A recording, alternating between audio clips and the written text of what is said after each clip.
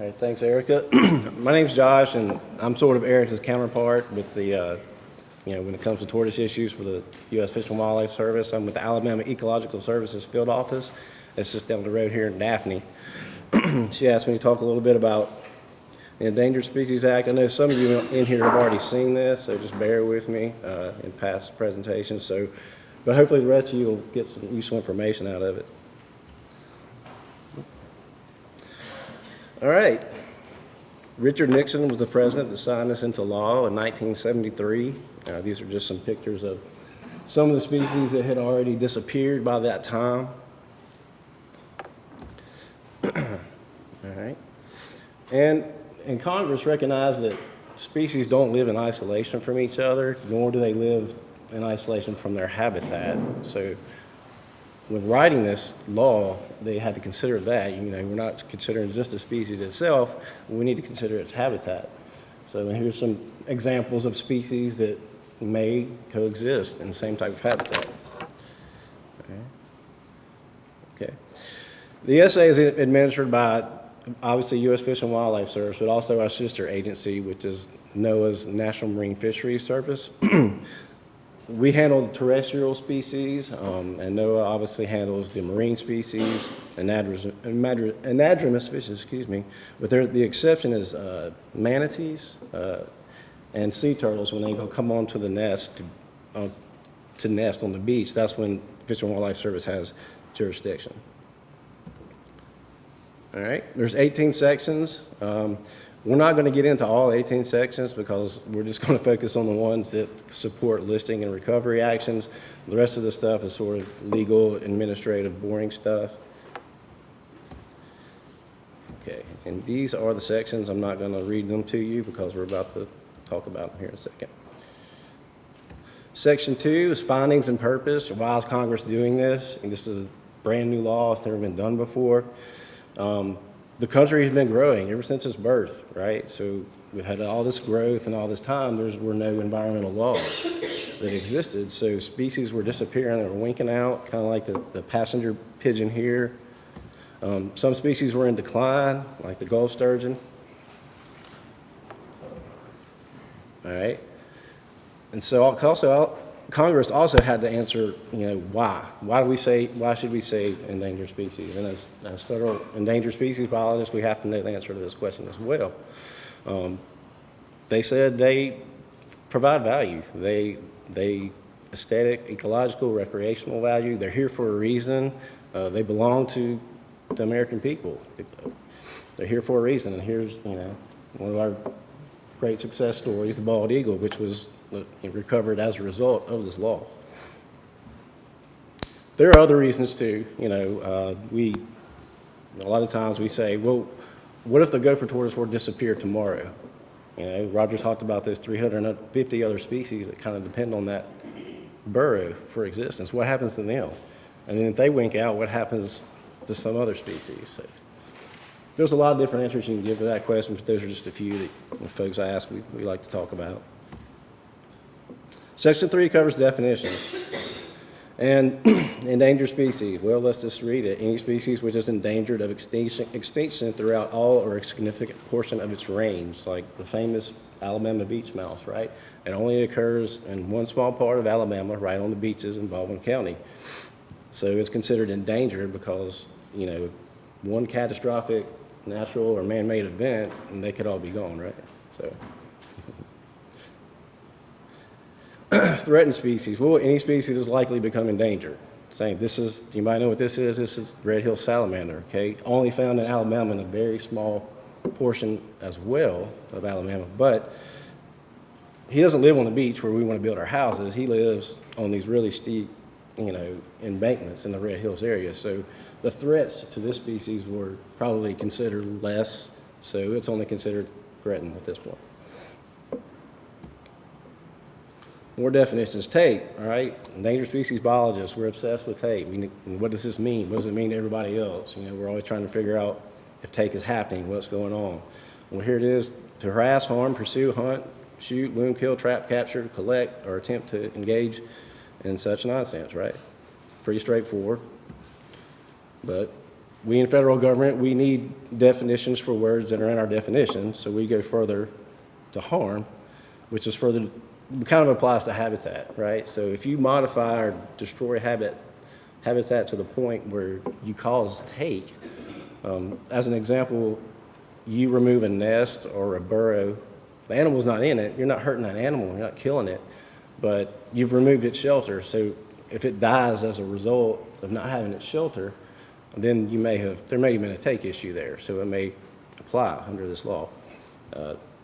National Marine Fisheries Service furthers the definition to include breeding, spawning habitat. All right. In my office, endangered species biologist, like I said, we're always trying to figure out if take is happening. If we're reviewing a project or someone just calls me on the phone and says, hey, I got this issue, this is a problem. I'm going to get, there are laws against this stuff. Well, you can pay money to go do this. This is an endangered species right here. Anybody swim you go to Crystal River and swim with the manatees? You're allowed to do this, but does this pursue, harass, harm? Does it meet our definition? Probably not, but this is the same animal, a manatee. If you were to jump on this manatee and take it for a ride, like this tourist here did, this happened a few years back in Florida. Some of y'all might remember this. Is this take, right? A little more obvious there, probably. I'm pretty sure this person got in a little bit of trouble for this.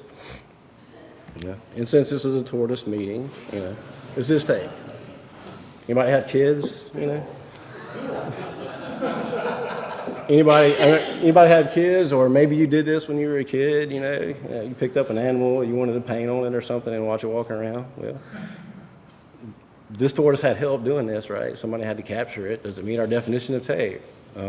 Probably so. Are we going to send our special agent to that kid's house and arrest them? No, probably not. So this is what we kind of deal with. The idea is it's not always black and white. This is an issue we take into account all these factors. We analyze the take. How significant is it? And do we need further action? Section 4, the listing process, right? This just describes how to get species onto the list and how to take them off, the process there. We're not going to get into that in depth a whole lot. I'm not a listing biologist, but we're just going to kind of give you an idea of what goes on. There's two ways this process can start. We can initiate it internally, the Fish and Wildlife Service, or we can get petitioned, which is, I think most of we get petitioned quite a bit, to be honest with you. It takes up quite a bit of our time, and so we're not just out there throwing species on the list because we want to. There's other groups. Anyone can petition us. Anybody in this room, groups, any kind of group can petition us. The Eastern Diamondback rattlesnake is an example of a petitioned species. We didn't just decide we wanted to go put this animal on the list. We were petitioned to do it, and we're obligated under the law. Someone petitions us to do this, we have to take this next step, which is collect the data and figure out if it's warranted or not. All right. It's an open process. It's sort of a large data call at first, where we analyze the petition when someone submits to us, their information they have. We solicit data from other biologists, universities, whoever might have that. There's a public comment period. It's very transparent. There's an economic analysis done on this as well. The species status assessment, this is sort of a new thing in the listing world. Listing or to preclude the need to list. And like we touched earlier, 2019, 2020 is when the tortoise SSA will begin. They'll be collecting that information, and with the decision due in 2023. So the idea for groups and meetings like this is we need to get as much information as we can about what's going on in the Eastern Range in Alabama, right? Viable populations, what's going on out there as habitat management, so we can feed all that good stuff into this SSA, so hopefully preclude the need to list. All right, critical habitat. Animals occur where they occur, right? Critters are gonna go where the habitat's at, whether it's on your property or federal property or state property, then they don't really care. They're just kind of there for the habitat. So when we list a species, like we talked about earlier, they don't live in separation from their habitat, so we have to consider the habitat as well.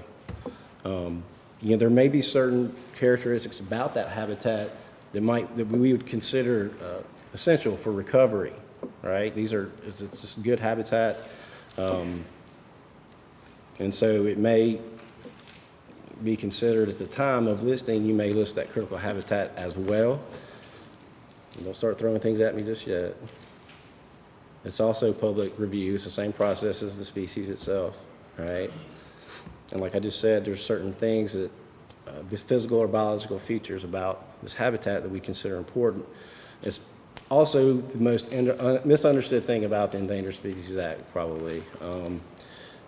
There's confusion when you start drawing lines on maps, and people think you're wrapping up property.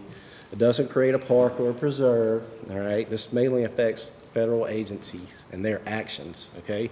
And we'll talk about this a little bit more in Section 7, when federal agencies permit or authorize funding for actions on private property. It could be public property as well. They have to ensure that they're not, one, going to jeopardize the existence of a species or adversely modify or destroy critical habitat that would also cause a problem for that species. It doesn't affect private landowners. Say you're a private landowner, you've got 1,000 acres, and you've managed it really well in such a way that now all of a sudden that habitat has those characteristics that would put it into that critical habitat category. Oh no, and here comes the Fish and Wildlife Service. They draw a line, in this range on this map, and your property's there. Well, it doesn't mean squat for you as a landowner. You can cut trees, you can build buildings, you can do what you need to do, as long as what you're doing is not permitted by federal action or you're not receiving funding. Nobody even looks at what you're doing. Nobody's going to look at that.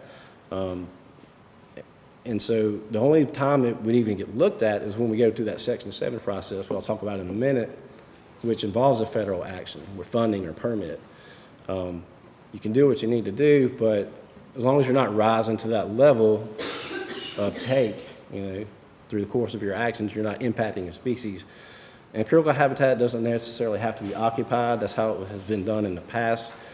You're probably going to see going forward, the Fish and Wildlife Service is going to get away from designating critical habitat that is unoccupied for obvious reasons. But this is one of those things where it causes a little bit of heartburn for private landowners, and we understand that as well. We're not these government robots. We're landowners as well. We live in this state. These are our communities. We would have these same concerns as a landowner. But just one of those things we want to make sure that folks are aware that it doesn't apply to you as a private landowner. Section 6 involves states and working with states and state coordination. Government recognizes that none of this is going to happen, none of this recovery is going to happen without the state's involvement and coordination with states. And particularly in Alabama, the private landowners as well. They control, private landowners here have most of the property, and it's going to be essential to work with them in the states as far as any species, conservation gets done. It allows Congress to provide funding to the states. So Congress gives the states money to implement programs for endangered species. A lot of times those programs can probably affect private landowners as well. It just has to be a non-federal property or non-federal program for this money to be provided. All right, here's Section 7. We're talking about federal consultations, interagency coordination. There's kind of two parts to it. One says federal agencies are supposed to use their authorities to do good things for endangered species, basically. Second part of it is what we just talked about, where federal agencies are issuing a permit or funding to someone. They have to ensure that their action or that action doesn't jeopardize the continued existence of a species or modify critical habitat. Now, in my office, with a good portion of my workload is just what we do. It's just agencies are sending us their projects, and we're looking at those projects. We're checking our data to see, if there would be impacts associated with that project or that funding. Like Farm Service Agency may send us, some information about a poultry farmer that wants to clear land and build some poultry houses. Well, they send us that information.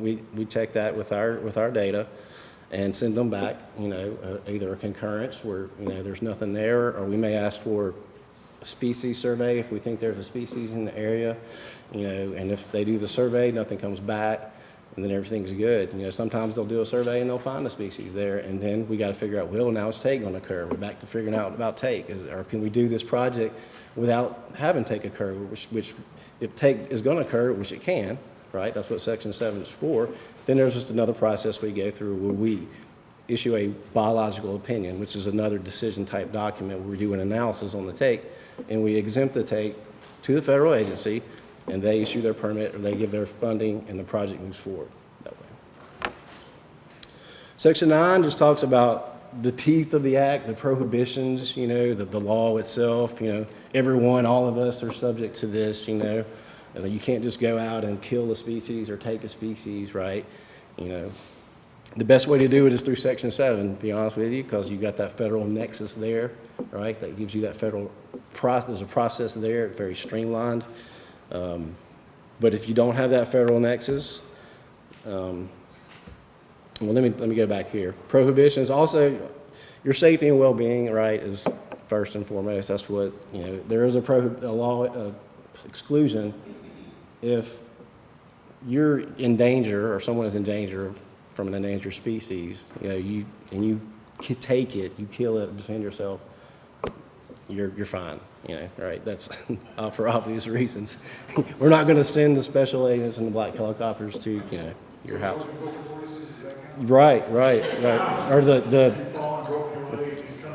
eastern diamondback gets listed and is chasing you around your yard, get it, just say self-defense.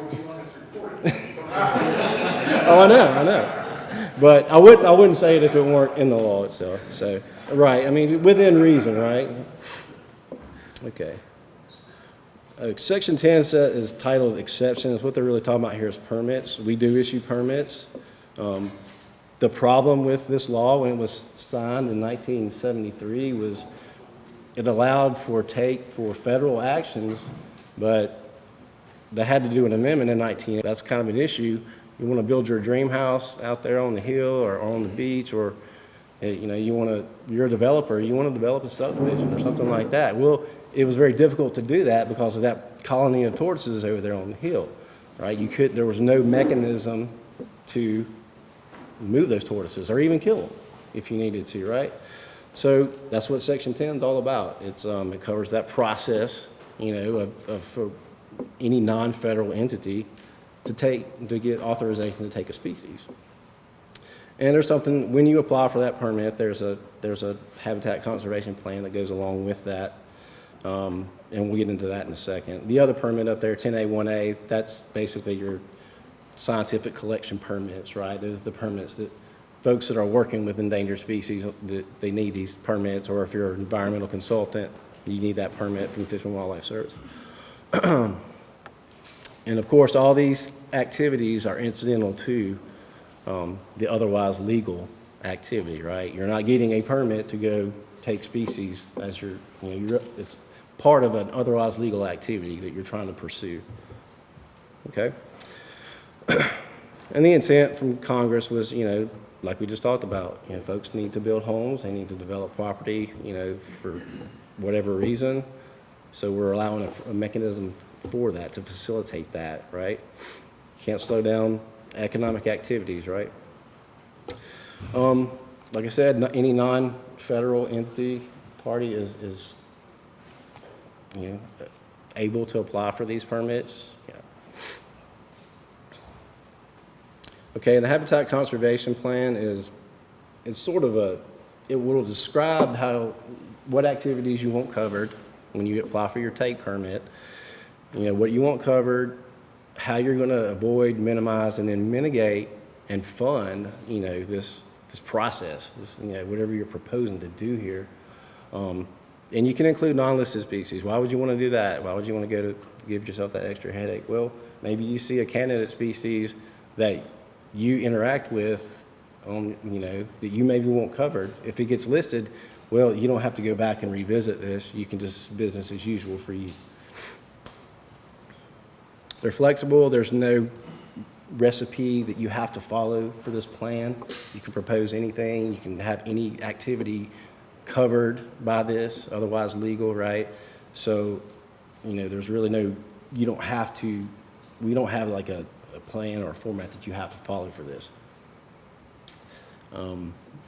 And, in the right way, these HCPs have been proven to support recovery actions, especially where in the cases of conservation areas, where you set aside a piece of property or an area of your property to relocate animals to, instead of just causing just mass take or mortality, you actually relocate the animals there.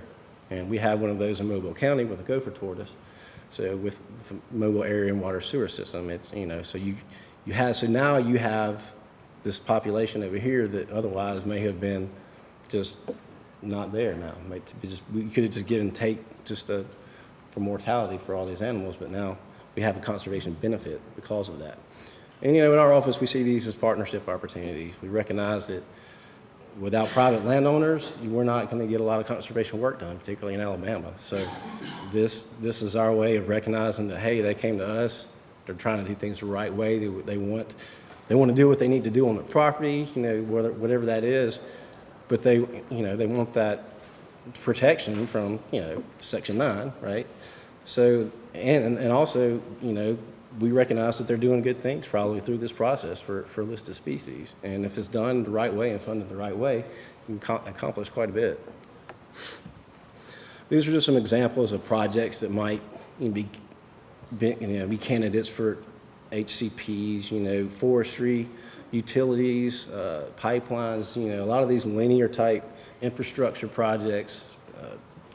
You're going to have interactions with species if you're crossing large pieces of land, and so there might be an opportunity there for, hey, you can build your pipeline. If you've got, we know tortoises love pipelines, right, or right-of-way. So if you're in a situation where you're a pipeline company and you interact with tortoises, you have problems where they're in the place you need to be to do some work. Well, if you've got this in place, you don't call us, you don't call anybody. You do what you got to do what you need to do with the animal, and you're covered. It's already covered in your plan. Section 11 is just penalties that are in the law. Civil penalties, which is, well, you took a species, you didn't realize, you didn't mean to, it was there, you didn't see it, you didn't know it was listed, that's up to 25 grand there per violation. Criminal, it's malicious intent, you knew it was there and you went and killed it anyway because you didn't want it there. It includes a little bit of, could be possible prison time. I don't know if anybody in Alabama that has gone to prison for, at least for a gopher tortoise issue. I don't think anyone's ever been arrested for anything. So usually these things are settled in a civil manner. Or some of us in here can probably speak a little bit more about, about interactions or things that happen sometimes on accident. But so nobody that I know is ever going to prison for this type of thing, and not in this state. And that's it. That's all I have. So.